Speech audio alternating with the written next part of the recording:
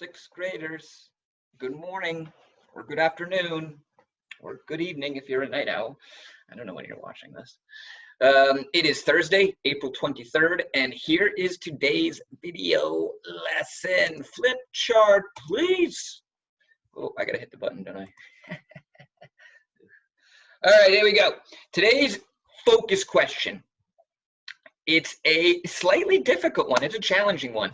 What can you infer about the author's beliefs about migrants, smugglers, and the government based on the characters in Pancho Rabbit and the Coyote, that book that we've been reading?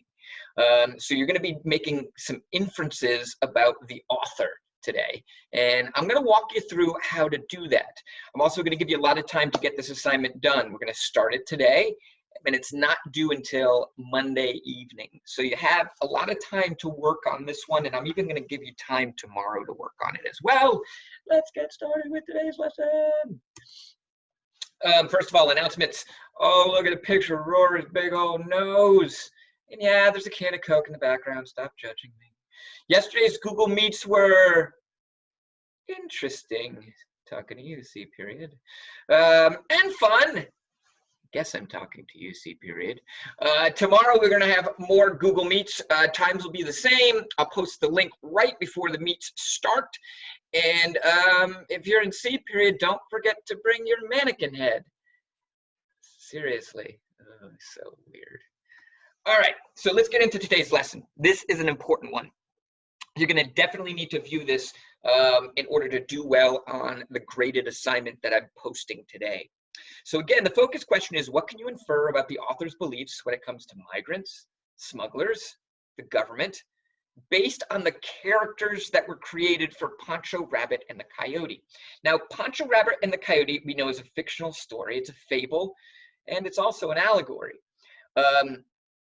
It's the author's way of sharing his beliefs about immigration and trying to teach you about immigration at the same time. You might agree with his beliefs, you might not. But through this allegory, that's what the author is hoping to achieve. Like most fables, the author of this book chose to use animals for his characters. And he gave those animals human characteristics, like they can talk and stuff, and we can understand them. Now, in order to complete this task, you're going to need to know something about what the different animals represent. Like, there was a specific reason that the author chose a coyote to represent the smugglers, and a rabbit to represent the migrants, and snakes to represent the border patrol or the government. That wasn't just random. It was a very thoughtful decision on the part of the author. And if we think about why the author did what he did, it gives us some insight into what the author believes about these different groups of people. All right, let's start with the rabbit. The rabbit in this story was used to represent migrants. Now, there were other animals that were migrants, but a majority of the migrants in this story were rabbits. And migrants, in case you've forgotten, you better not have forgotten, but in case you did, migrants are people who leave their homelands and move to other countries in search of a better life. So the first step in answering this question, like what does the author think about migrants based on the fact that he used rabbits to represent them, is we got to think about, well, what do rabbits represent? Like, what are some traits that are commonly associated with rabbits?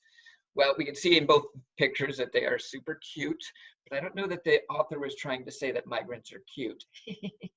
Let's look. Rabbits are pretty harmless, right?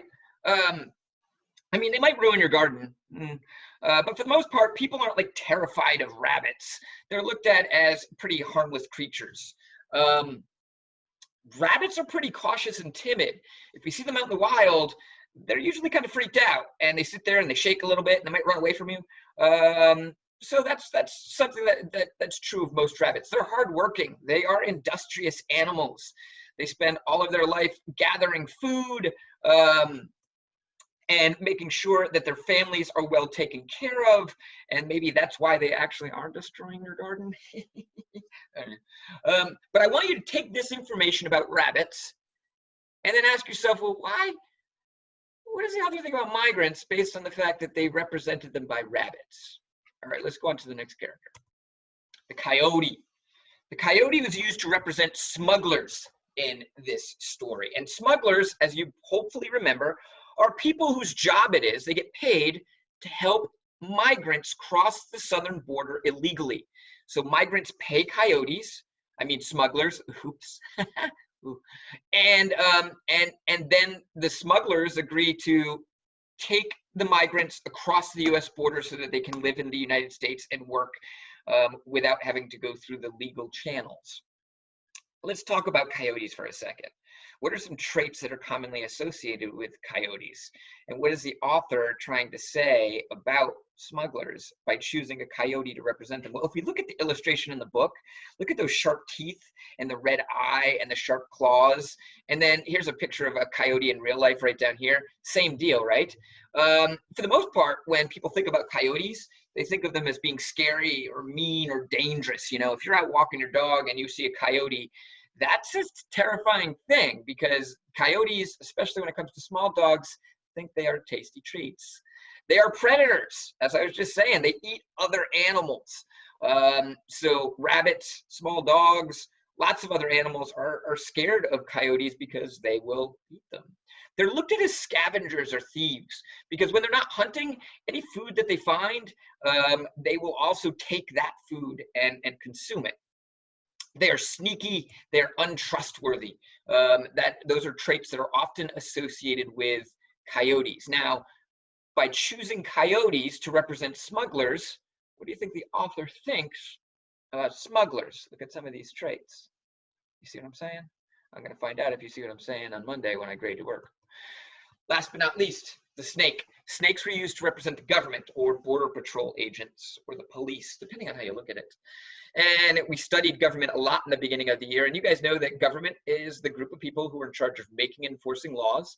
And in this case, the laws we're talking about are immigration laws, like who's allowed to come into our country, who's not allowed to come into our country. What do you have to do to come into our country legally? That's what the government does. Now, the author chose to use snakes to represent the government. I wonder what the author thinks about the government when it comes to immigration. Well, in order to answer that question, we got to decide what are some traits that are commonly associated with snakes. A lot of people are scared of snakes. They're viewed as a scary animal, a dangerous animal, in part because some snakes, like the rattlesnake pictured in both of these images, they're poisonous. So if you get bit by one, you can get really sick, you can die. Snakes are hunters. Oops, sorry about that. They are sneaky, and also, like the coyote, they can be looked at as untrustworthy. Now, again, this is in a fictional way, but what is the author trying to say about the government by choosing to have a snake represent them? So your job is going to be to answer this question. Based on the selection of animals, you have to infer how the author of Pancho Rabbit and the Coyote feels about migrants, smugglers, and the government. And you're going to use the traits of the animals as a way of making your inference. That's what you're going to be basing your inference on.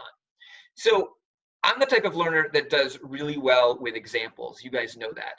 So I wanted to give you an example of a written response so you'd have something to use to guide your writing. I didn't want to use any of the animals in the book, because if I did, then you couldn't write about them, or you'd just plagiarize what I wrote, and that's not learning. So what I did was I came up with a made-up version. So let's pretend that in the story there were teachers in Pancho Rabbit and the Coyote, and those teachers were represented by lions. I don't know. You're right up with, you'd think about traits of lions. So lions are looked at as strong animals. They're looked at as leaders. They're kind of looked at as scary. So I would put all of those things together, and I would infer that the author believes that teachers are strong leaders who should be feared. Lions are strong animals, and they are considered the leaders of the animal world, the king of the jungle. By using lions to represent teachers, the author is saying that teachers are leaders who deserve a lot of respect. Finally, the author could be trying to say that teachers are scary, and some of them in real life are.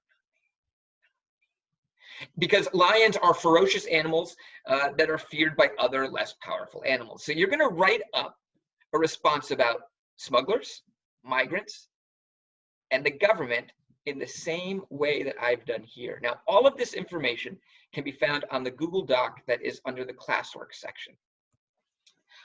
What you're going to be doing today with your time is you could start working on this new assignment, making inferences about the author. It's not due until Monday, but it's a challenging assignment. So you might want to do a little bit of it each day so you don't feel overwhelmed.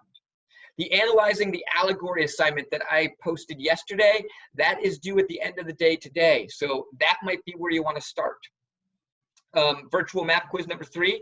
Tomorrow we have the post quiz on the Caribbean islands. You might want to spend a little bit of time practicing today. And then finally, as always, if you have any missing work, if there's any assignments that you didn't do so well on that you'd like to revise, you're always welcome to do so using the feedback that I left you. And then you can just resubmit it through Google Classroom and I will grade it ASAP. Speaking of ASAP, look at LP. Oh, hello. You're a star. You're YouTube famous, just like your dad. All right, guys. I will see you tomorrow in our Google Meet. I hope that you have a great Thursday afternoon, and that's it.